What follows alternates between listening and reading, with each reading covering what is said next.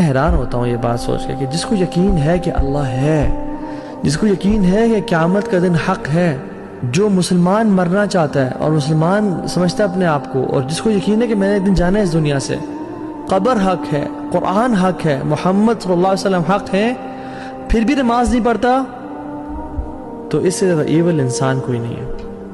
اگر یقین ہوتا نا ان سب چیزوں کا کہ اللہ ہے اور رسول حق تھے اور قیامت کا دن ہے اور مجھے اللہ کے سامنے پیش ہونا ہے، اور اگر نماز قضا ہو جاتی یا ڈیلے ہو جاتی تو اس کو رات کو نیند نہ آتی، پھر یہ اگلا کھانا نہ کھا پاتا۔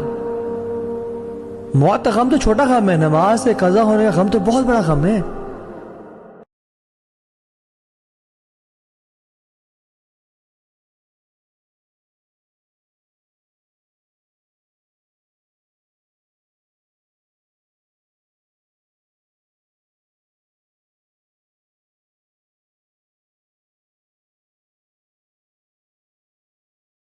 کیوں پریشان ہیں آپ؟ کیا اللہ پر یقین نہیں ہے؟ جب آپ یہ مانتے ہیں کہ آپ کا مالک، آپ کا خالق، آپ کا رازق کوئی ہے کہ جب سب ساتھ چھوڑ جاتے ہیں کوئی ساتھ دینے والا نہیں رہتا، تب آپ اس کو اپنے ساتھ محسوس کرتے ہیں۔ جب دنیا آپ سے دور بھاگتی ہے، جب رشتہ دار آپ سے ہاتھ چھڑواتے ہیں، تب وہ آپ کو تھام لیتا ہے، جو آپ کو ہر مشکل سے نکالتا ہے۔ آپ کیا سمجھتے ہیں کہ آپ اسلام میں آ جائیں گے تو آپ کی مشکلات ختم ہو جائیں گی؟ اللہ تعالیٰ خود قرآن پاک میں فرما رہے ہیں کہ یہ لوگ کیا سمجھتے ہیں کہ صرف ایمان لانے پر ان کو چھوڑ دیا جائے گا، انہیں آزمایا نہ جائے گا۔ اسلام میں آنے کے بعد بھی مشکلات آئیں گی، لیکن ان مشکلات میں صبر کرنا آسان ہو جائے گا، کیونکہ آپ کو اللہ پر توکل ہوگا، آپ کا یقین پختہ ہوگا کہ کچھ بھی میرے ساتھ ہو جائے، میرے ساتھ اللہ ہے، وہ کبھی مجھے تنہا نہیں چھوڑے گا، وہ ہمیشہ میرے ساتھ ہے۔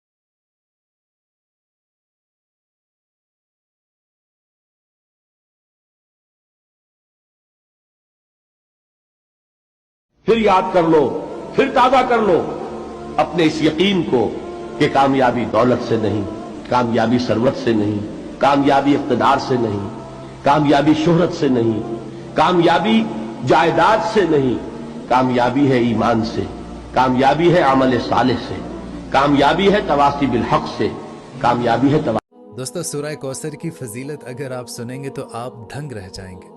ایک مرتبہ ہمارے نبی کریم صلی اللہ علیہ وآلہ وسلم کی آنکھ لگ گئی، پھر جب آپ نے اپنا سر مبارک اٹھایا تو آپ نے مسکراتے ہوئے ارشاد فرمایا کہ مجھ پر ابھی ایک سورت نازل ہوئی ہے۔ پھر آپ نے سورہ کوثر کی تلاوت شروع سے لے کر آخر تک کی اور فرمایا کہ کیا تم لوگ جانتے ہو کہ کوثر کیا ہے؟